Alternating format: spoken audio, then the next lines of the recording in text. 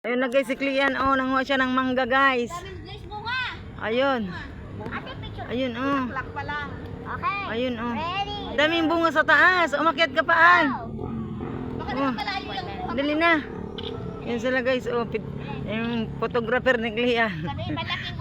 Malaking unggoy. Tiba-tiba pag namunga to, Ate Ros, tiba-tiba mangga nyo, dami. Uy.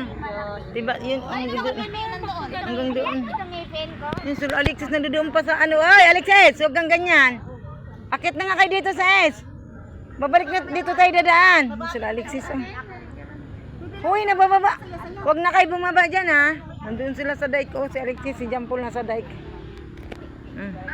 Kasi yan. Wala siyang nakuhang ano mangga. Sana si Joyce. Lulubog siya, nakakarap. Uwi na. Tara na. Hoy. Halika na, halika na. Nanigarilyo pa sila. Halika na, aklat ka. Dami nga nila mangga. Puro pa, puro lang. Mura ba yabas, Ate Ros? Mura ba yabas? Banching ko puno mangga? Dami. Ang dami pala, 25 puno. Tara na, uwi na. Tara na, uwi na tayo. Wala na pala mga talbos, Ate Ros.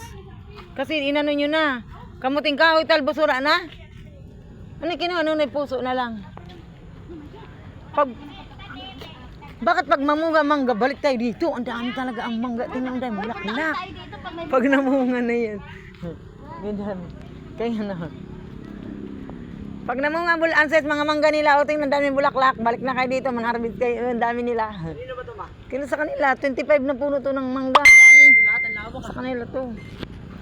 Kaya nga. Laki mo, Jit. May mangga. Dami yan kayo. Dami na nga bulaklak. Mangga na. Sunod, ano na yan? Sunod, ano na yan? Bunga na. Ang sunod ng... Ang sunod siyempre ng ano, bulaklak, bunga. Di ba naman tiktobo eh.